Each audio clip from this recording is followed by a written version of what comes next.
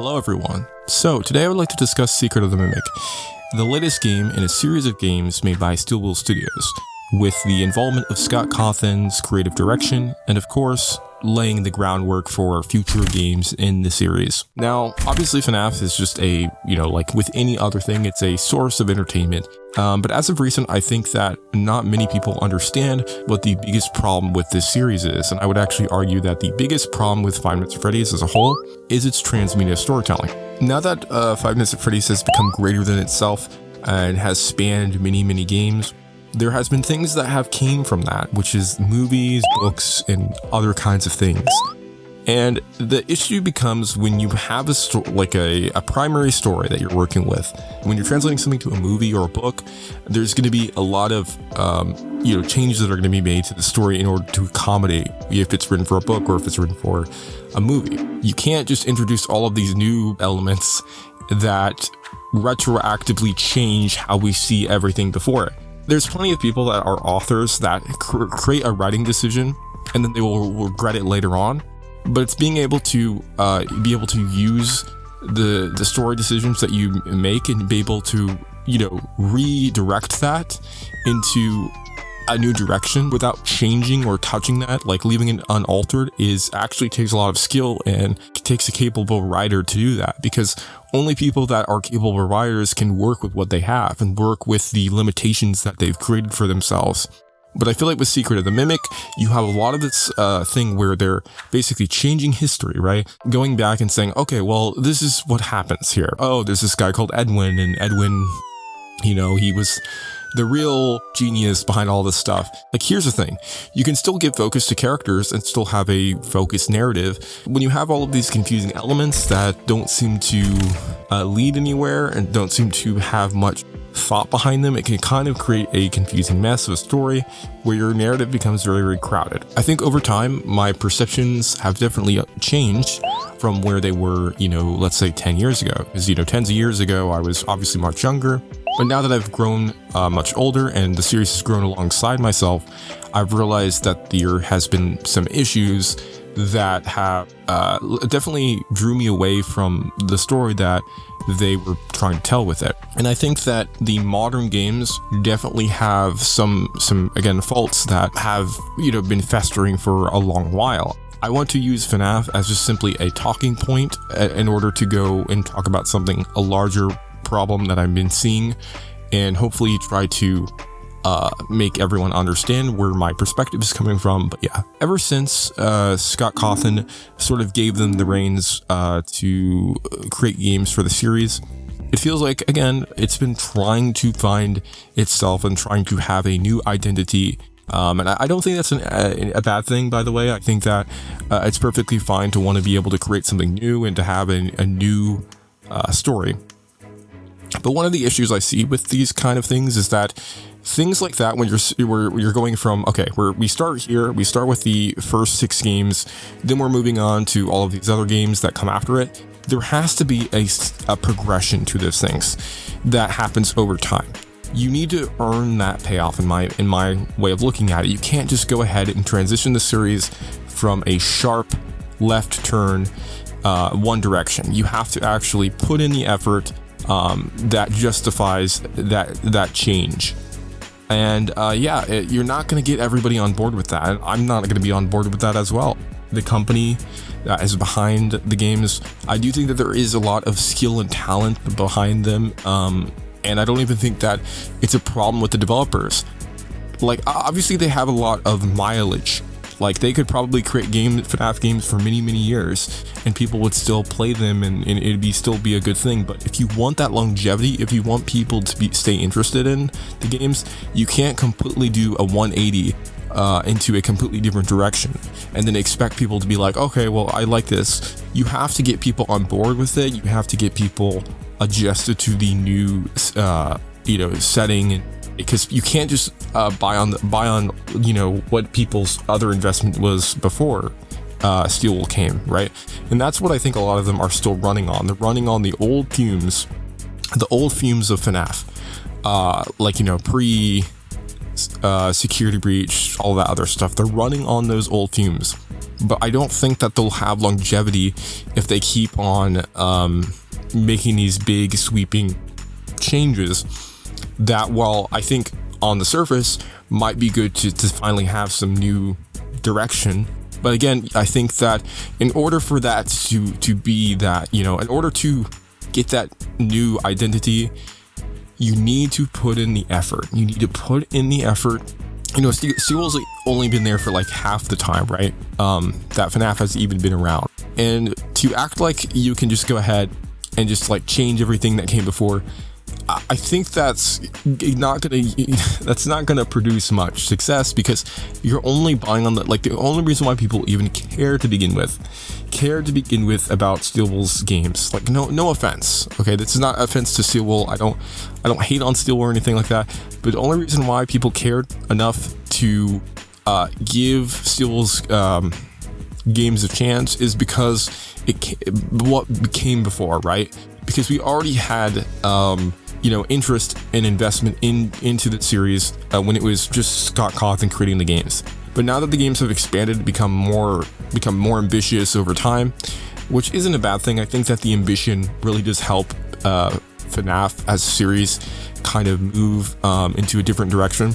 But I do think that that also hurts what made the FNaF game special, because when we try to go super ambitious and try to alter what came before and establish new norms, then it's not going to always it's not going to always be faithful to what people found it's not always going to be faithful to what people thought FNaF was special about it. Five Nights at Freddy's narrative is the single most important thing, I feel like, in the entirety of the games. And while obviously the gameplay has been, people like the games for the gameplay, you can't just have a story and then expect people to care, about it.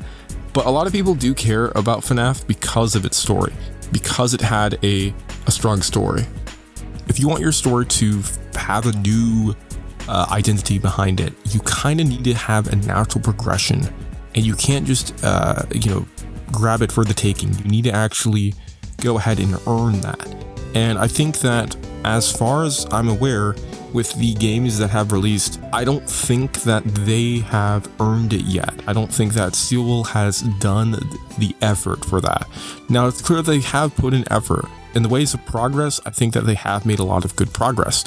But I still think that, they haven't been around for the majority of the series. They've kind of checked in just now, and I wouldn't really say that they have the right to go ahead and do whatever they want. I think that they are still working with Scott Cawthon. I don't think they own the company. I don't think they have complete leadership yet, from my understanding.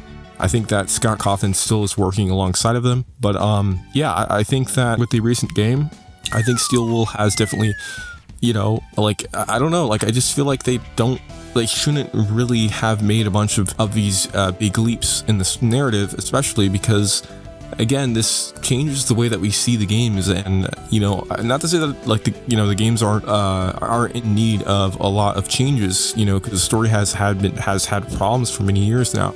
But to say that we just reject the thing that came before in order to accept something new is not the way to go about it.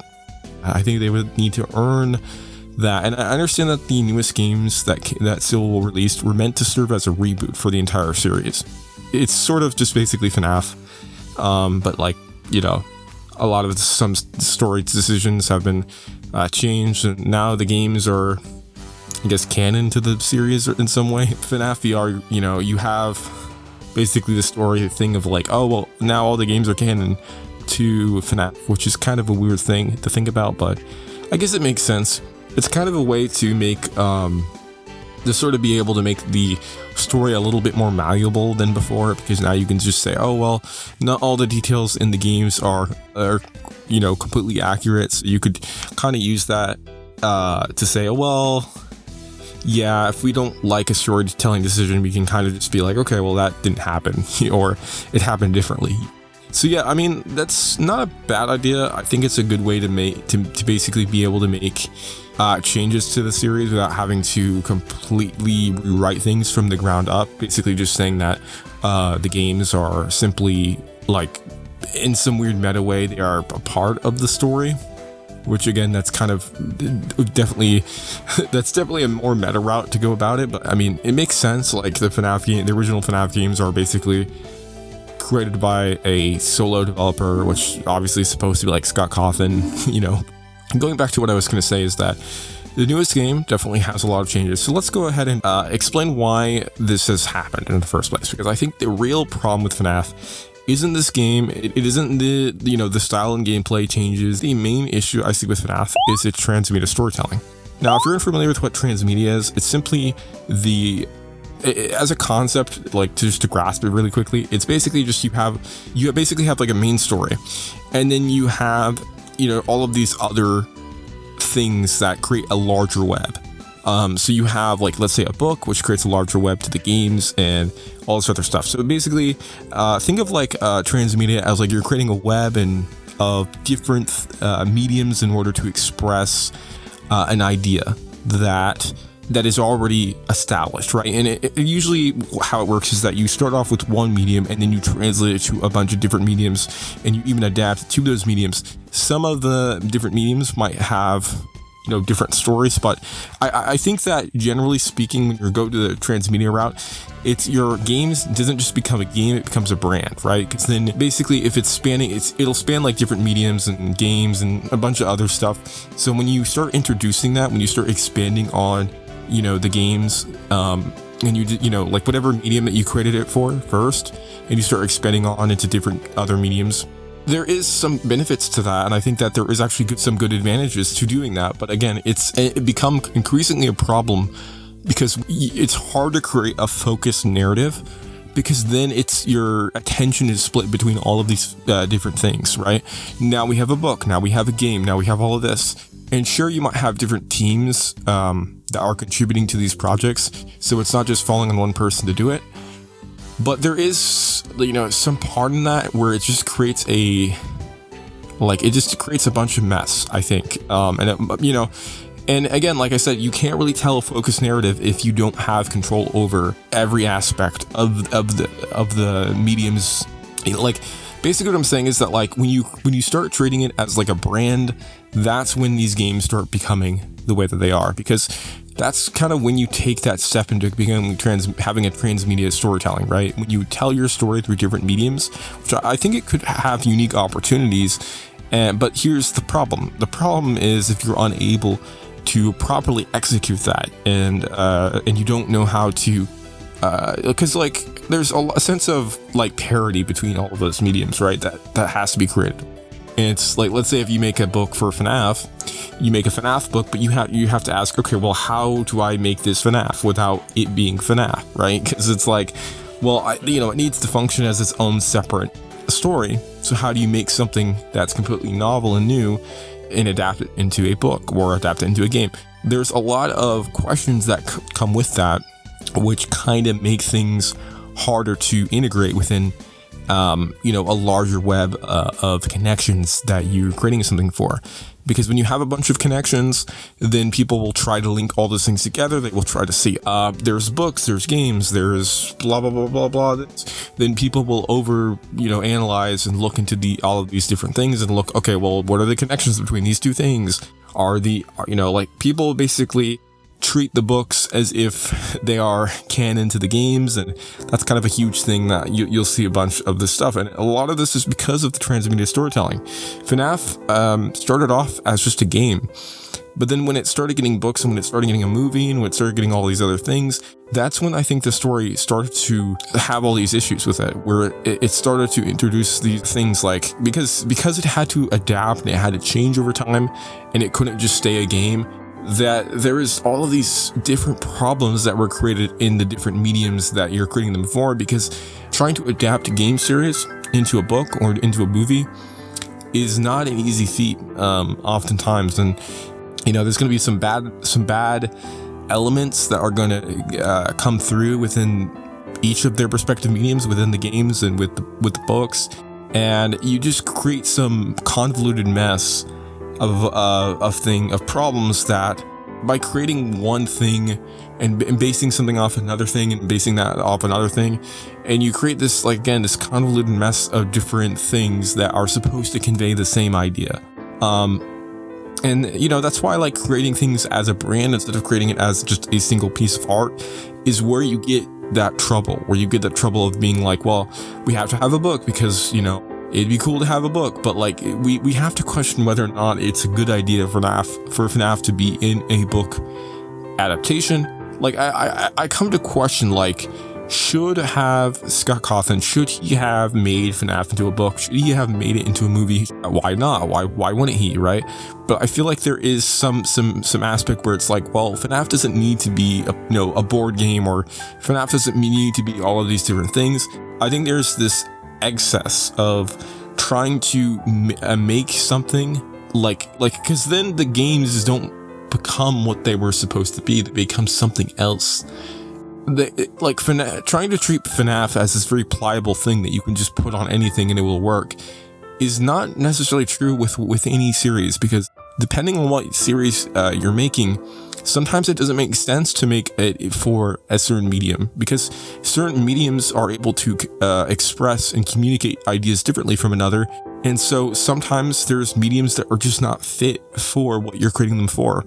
You can make anything into a book, but does that mean that it should be a book? Does that mean that that we should have all of these different things that ultimately will create a confusing mass of narrative inconsistencies, narrative divergence that only serve to create just animus between everybody, because now people can't talk about the games without having to talk about the books, or have to, they always have to go into it because people want to understand the story, because that's why people were drawn in the first place. People were drawn in by the mystery, but then they stayed for the story.